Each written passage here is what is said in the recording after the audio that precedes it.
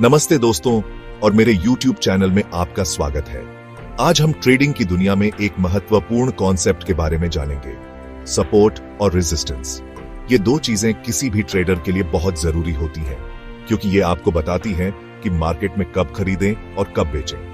हम सबसे पहले समझेंगे कि सपोर्ट और रेजिस्टेंस क्या होता है और ये कैसे काम करता है। उसके बाद हम देखेंगे कि कैसे आप सपोर्ट और रेजिस्टेंस लेवल्स को पहचान सकते हैं और कैसे इनका इस्तेमाल करके आप प्रॉफिट कमा सकते हैं। लेकिन सिर्फ सपोर्ट और रेजिस्टेंस को समझना काफी नहीं है। ट्रेडिंग में सफलता के लिए आपको अपनी साइकोलॉजी को भी समझना होगा। इसलिए हम ट्रेडिंग साइकोलॉजी के बारे में भी बात करेंगे और देखेंगे कि कैसे आप अपने इमोशंस को कंट्रोल करके सही डिसीजंस ले सकते हैं। दोस्तों, आज हम ट्रेडिंग के सबसे महत्वपूर्ण कॉन्सेप्ट्स में से एक सपोर्ट लेवल के बारे में बात करने वाले हैं। सपोर्ट लेवल एक ऐसा प्राइस लेवल होता है जहां किसी स्टॉक या किसी भी एसेट की कीमत गिरते समय रुकने की उम्मीद होती है। इमेजिन कीजिए कि आप एक एलिवेटर में हैं और वो नीचे जा रहा है। हर फ्लोर पर एक सपोर्ट लेवल होता है जो एलिवेटर को गिरने से रोकता है। ठीक उसी तरह स्टॉक मार्केट में भी सपोर्ट लेवल्स होते हैं जो स्टॉक की कीमतों को गिरने से रोकते हैं। सपोर्ट लेवल पर बाइंग प्रेशर सेलिंग प्रेशर से ज्यादा होता है, मतलब कि ज्यादा लोग उस लेवल पर खरीदने को तैयार होते हैं बजाय बेचने के। इस वजह से स्टॉक की कीमत गिरते हुए उस लेवल पर आकर रुक जाती है और वापस ऊपर जाने लगती है। सपोर्ट लेवल्स को आइडेंटिफाई करने के लिए आप हिस्टोरिकल डेटा, चार्ट्स और इंडिकेटर्स का इस्तेमाल कर सकते हैं। एक बार जब आपको सपोर्ट लेवल मिल जाए तो आप उस लेवल पर स्टॉक खरीद सकते हैं और जब कीमत बढ़े तो उसे बेचकर प्रॉफिट कमा सकते हैं।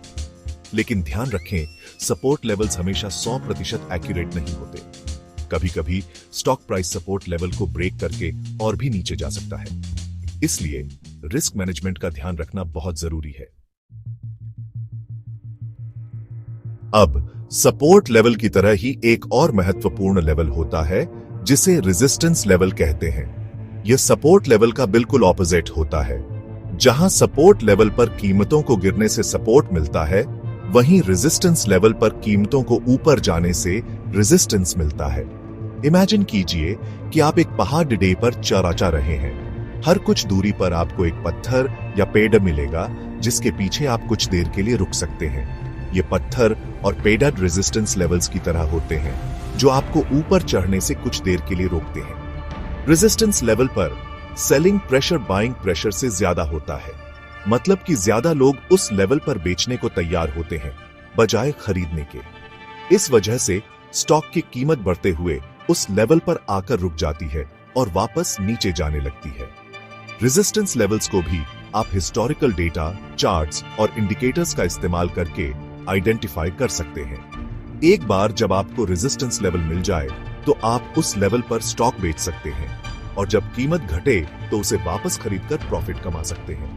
लेकिन सपोर्ट लेवल की तरह रेजिस्टेंस लेवल्स भी हमेशा 100% एक्यूरेट नहीं होते। कभी कभी स्टॉक प्राइस रेजिस्टेंस लेवल को ब्रेक करके और भी ऊपर जा सकता है। इसीलिए रिस्क मैनेजमेंट का ध्यान रखना बहुत जरूरी है। दोस्तों, सपोर्ट लेवल्स को पहचानना उतना ही महत्वपूर्ण है जितना कि आपके लिए गाड़ी चलाते समय ब्रेक लगाना।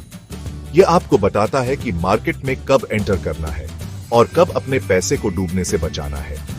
सपोर्ट लेवल्स को आइडेंटिफाई करने के कई तरीके हैं। सबसे आसान तरीका है कि आप चार्ट को देखें और देखें कि अतीत में स्टॉक प्राइस कहां पर सपोर्ट लेता रहा है। जहां पर भी स्टॉक प्राइस बार बार रुककर वापस ऊपर गया है, वो एक पोटेंशियल सपोर्ट लेवल हो सकता है। ट्रेंड लाइंस चार्ट पर 2 या 2 से ज्यादा सिग्निफिकेंट लोव्स को जोड़कर बनाई जाती है।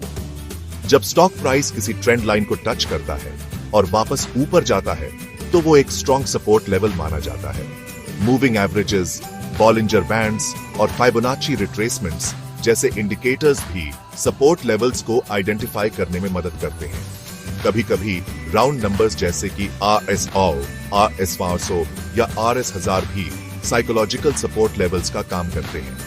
याद रखें, एक से ज्यादा तरीकों से सपोर्ट लेवल को कंफर्म करना हमेशा बेहतर होता है।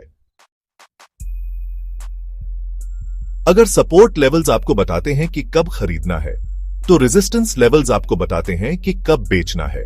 ये वो लेवल्स होते हैं जहां पर सेलिंग प्रेशर ज्यादा होता है और स्टॉक प्राइस के गिरने की संभावना होती है। रेजिस्टेंस लेवल्स को आइडेंटिफाई करने के कुछ तरीके यहां दिए गए हैं। पहला तरीका है हिस्टोरिकल डेटा। सपोर्ट लेवल्स की तरह आप चार्ट पर देख सकते हैं कि अतीत में स्टॉक प्राइस कहां पर रेजिस्टेंस का सामना करता रहा है। जहां पर भी स्टॉक प्राइस बार बार रुककर वापस नीचे आया है, वो एक पोटेंशियल रेजिस्टेंस लेवल हो सकता है। दूसरा तरीका है ट्रेंड लाइंस। रेजिस्टेंस लेवल्स के लिए ट्रेंड लाइंस 2 या 2 से ज्यादा सिग्निफिकेंट हाइज को जोड़कर बनाई जाती है। जब स्टॉक प्राइस किसी ट्रेंड लाइन को टच करता है और वापस नीचे जाता है, तो वो एक स्ट्रॉन्ग रेजिस्टेंस लेवल माना जाता है। तीसरा तरीका है टेक्निकल इंडिकेटर्स। सपोर्ट लेवल्स की तरह मूविंग एवरेजेस, बॉलिंजर बैंड्स और फाइबोनाची रिट्रेसमेंट्स जैसे इंडिकेटर्स भी रेजिस्टेंस लेवल्स को आइडेंटिफाई करने में मदद करते हैं। चौथा तरीका है राउंड नंबर्स। सपोर्ट लेवल्स की तरह राउंड नंबर्स जैसे कि 100 रुपए, 500 रुपए या 1000 रुपए भी साइकोलॉजिकल रेजिस्टेंस लेवल्स का काम करते हैं। रेजिस्टेंस लेवल्स को आइडेंटिफाई करते समय भी एक से ज्यादा तरीकों से कॉन्फर्मेशन लेना हमेशा बेहतर होता है। अब तक आप समझ ही गए होंगे कि सपोर्ट और रेजिस्टेंस लेवल्स ट्रेडिंग में कितने महत्वपूर्ण होते हैं। लेकिन सवाल यह है कि आप इन लेवल्स का इस्तेमाल करके ट्रेड कैसे करें और प्रॉफिट कैसे कमाएं। पहला तरीका है buy at support, sell at resistance. यह सबसे बेसिक और इफेक्टिव तरीका है। जब स्टॉक प्राइस किसी स्ट्रॉन्ग सपोर्ट लेवल पर पहुंचता है तो आप उसे खरीद सकते हैं, और जब वो रेजिस्टेंस लेवल पर पहुंचता है तो आप उसे बेचकर प्रॉफिट कमा सकते हैं। दूसरा तरीका है स्टॉप लॉस ऑर्डर्स। सपोर्ट और रेजिस्टेंस लेवल्स के साथ स्टॉप लॉस ऑर्डर्स का इस्तेमाल करके आप अपने लॉसेस को लिमिट कर सकते हैं। अगर आप सपोर्ट लेवल पर बाय करते हैं तो आप अपना स्टॉप लॉस उस लेवल से थोड़ा नीचे रख सकते हैं, और अगर आप रेजिस्टेंस लेवल पर सेल करते हैं तो आप अपना स्टॉप लॉस उस लेवल से थोड़ा ऊपर रख सकते हैं। तीसरा तरीका है ट्रेलिंग स्टॉप लॉस। यह स्ट्रेटजी आपके प्रॉफिट को मैक्सिमाइज करने में मदद करती है। जब आपका ट्रेड आपके फेवर में जाता है तो आप अपने स्टॉप लॉस को ऊपर बाई ट्रेड के लिए या नीचे सेल ट्रेड के लिए शिफ्ट करते रहते हैं ताकि आपका प्रॉफिट सिक्योर होता रहे। चौथा तरीका है combine with other indicators. Support और रेजिस्टेंस लेवल्स को और भी इफेक्टिव बनाने के लिए आप उन्हें अदर इंडिकेटर्स जैसे कि RSI, MACD और बॉलिंजर बैंड्स के साथ कंबाइन कर सकते हैं। याद रखें, ट्रेडिंग में कोई भी स्ट्रैटेजी 100% फूल प्रूफ नहीं होती। रिस्क मैनेजमेंट का ध्यान रखें और अपने रिस्क टॉलरेंस के हिसाब से ही ट्रेड करें। दोस्तों, ट्रेडिंग में सफलता के लिए सिर्फ टेक्निकल एनालिसिस ही काफी नहीं है। आपका सबसे बेरीडा दुश्मन और सबसे बेरीडा दोस्त आप खुद हैं। ट्रेडिंग साइकोलॉजी का मतलब है कि आप ट्रेडिंग करते समय अपने इमोशंस को कैसे कंट्रोल करते हैं। जब आप मार्केट में एंटर करते हैं तो आप फियर और ग्रीड जैसे इमोशंस का सामना करते हैं। फियर आपको सही समय पर डिसीजन लेने से रोकता है और ग्रीड आपको जरूरत से ज्यादा रिस्क लेने पर मजबूर करता है।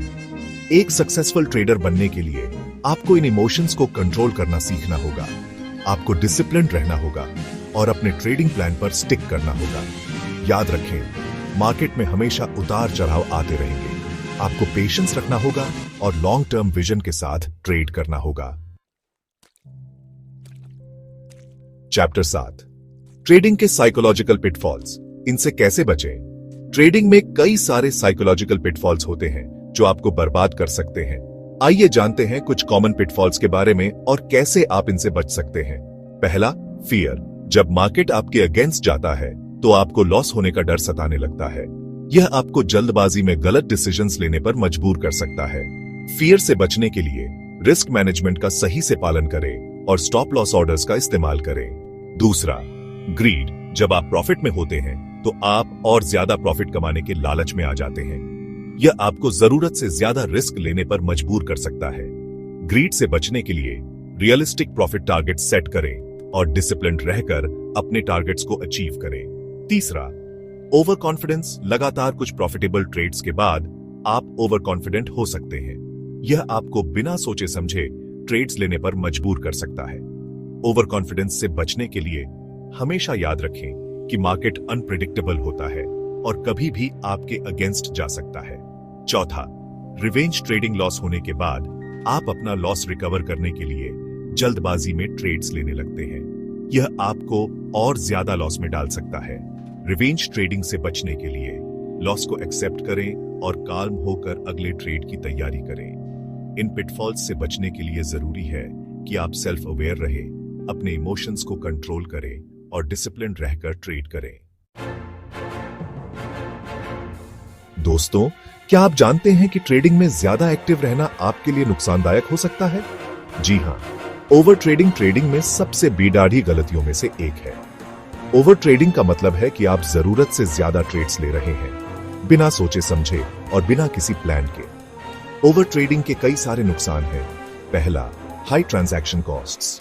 हर बार जब आप कोई ट्रेड करते हैं तो आपको ब्रोकरेज, टैक्सेस और अदर चार्जेस देना पीडीडी हिता है।